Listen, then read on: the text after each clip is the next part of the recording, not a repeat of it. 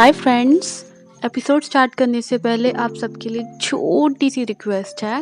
मैं यहाँ पे नई हूँ, मुझे आपके साथ और प्यार की बहुत ज़रूरत है। प्लीज़ गाइस मुझे सपोर्ट करें, मेरे चैनल को सब्सक्राइब करें। Please please please please please guys मेरा साथ दें। तो अब हम एपिसोड स्टार्ट करते हैं। पार्ट 2 की शुरुआत में हम देखते हैं कि जैन शादी का रिबन उठाकर देता है और कहता है कि मैंने जितनी तुम्हारे बारे में रूमर सुना था तो फिर वो चिंशिया के डैड से कहता है कि मुझे आपसे एक फेवर चाहिए। मैं शादी से पहले मिस चिंशिया को अपने घर लेके जाना चाहता था। फिर वो चिंशिया से पूछता है कि तुम इस बारे में क्या सोचती हो, क्या चलोगे तुम मेरे साथ? तो चिंशिया उसका मेडल देखकर कहने लगती है कि ये आर्म ऑर्गेनाइजेशन में है, मतलब कि इसके पास बहुत ही पावर है। तभी उसका भाई आ जाता है वहाँ पे चिंशिया का, कि वो कहने लगता है कि क्या तुमने कभी सुना है शादी से पहले कोई लड़की अपने होने वाले हस्बैंड के घर में रहने चली जाए? तो जैन उससे कहता है कि मेरे और चिंशिया के बीच का मैटर है, आखिर तुम इसमें क्यों घुस रहे हो और तुम्हें इससे क्या प्रॉब्लम है? तो रैन कहता है ऑफ कोर्स मुझे प्रॉब्लम है, ये मेरी बहन की शादी है और हमारे घर के रीति रिवाजों के साथ होगी, तो यंग मार्शल तुम्हारी मर्जी यहाँ नहीं चलेगी। तो जैन ये कहता है कि अच्छा तो तुम इस घर के छोटे बेटे हो, तो मतलब तुम्हारे पास कोई हक नहीं है इस ये डिसीजन लेने का। रैन कहता है ये मेरा घर है। तो जैन उसे कहता है कि ये पूरा शहर ही मेरा है, तो यहाँ पे हर जगह मेरी चलेगी। तो इसके बाद जैन शादी को अपनी कार में बिठाकर लेके जा रहा होता है और उससे कहता है कि हम फिर से मिल गए, लेकिन मैंने ये एक्सपेक्ट नहीं किया था कि हम लोग ऐसे मिलेंगे। मुझे अच्छे से याद है कि तुमने मुझसे कहा था कि तुम शन फैमिली की मेड हो। तो शादी कहती है क्या मैं मिस शिनशा नहीं बन सकती? तो जैन कहता है कि तुम अब एक रिच लेडी की तरह बिहेव करने के लिए तुम्हें बहुत कुछ सीखना होगा।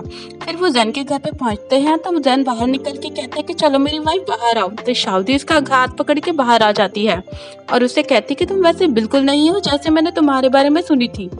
तो जैन कहता है तुम भी तो यहाँ पे एक मकसद से आई हो ना, मुझे अच्छे से याद है। तुम अपनी मिस चिंशिया की साइड लेना चाहती हो और उसकी साइड फैमिली की करने के लिए तुम उसकी जगह ले रही हो, क्यों ना हम दोनों साथ में मिलकर एक्टिंग करें? फिर शादी उसके घर आ जाती है और उससे पूछती है क्या तुम मिस चिंशिया से पहले से मिल चुकी हो?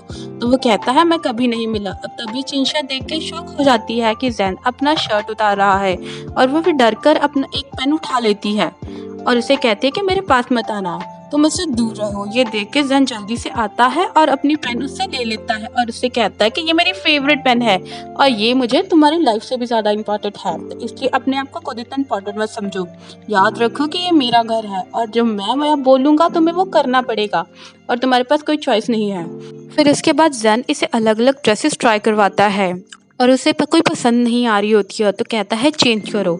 शादी उसे कहती है क्या तुम्हारे पास कोई काम नहीं? अब वेडिंग ड्रेस तो मैं खुद पसंद कर ही सकती हूँ।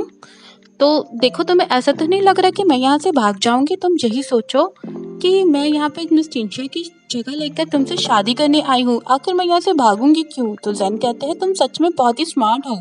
फिर वो उसे मिरर के पास लाता है और कहता है कि सच में ये ड्रेस तुम्हें अच्छा लग रहा है, इसलिए तुम्हारे लिए अच्छा होगा कि तुम चुपचाप मेरी बात सुनो।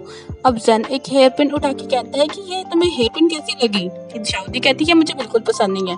तभी वहाँ पे टेलर आता है, वो उससे पूछता है कि ये ड्रेस कैसी है, उसे पसंद नहीं आती तो वो उस टेलर को मरवा देता है।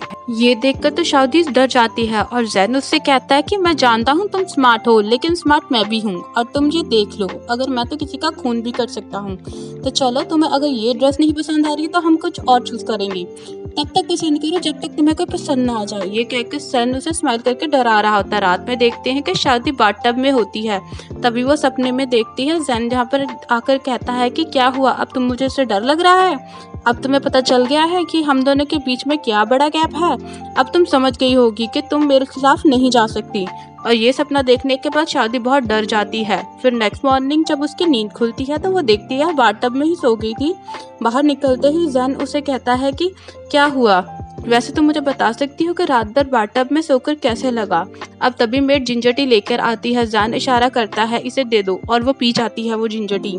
फिर शादी बहुत ज्यादा डर रही होती है। जैन कहता है लगता है तुम कल के बारे में भूल चुकी, अब तुम्हें मुझसे डर नहीं लग रहा है। शादी कहती है मुझे पता है तुम्हें मेरी जरूरत है और यही सोच के मुझे तुमसे डर नहीं लगता और उल्टा डरना तो तुम्हें चाहिए मुझे। तो जैन कहता है कि आखिर मैं क्यों तुमसे डरने लगा मेरी डियर मेट? तो शादी कहती क्या मैं डर नहीं है कि मैं अपना गुस्सा निकालने के लिए खुद को मार लूंगी और फिर तुम्हारा प्लान खराब हो जाएगा। जैन कौन सा प्लान तुम ही बताओ, मुझे तो नहीं पता। जावदी कहती है कि मैं जल्द ही पता लगा लूँगी आखिर तुम्हारा प्लान क्या है, आखिर तुम्हें मेरी ज़रूरत क्यों है। तो जैन कहता है कि फिर ठीक है, मैं तुम्हें 12 घंटे देता हूँ, अगर तुमने सच में पता लगा लिया तो मैं बहुत बड़ा प्राइज़ दूंगा।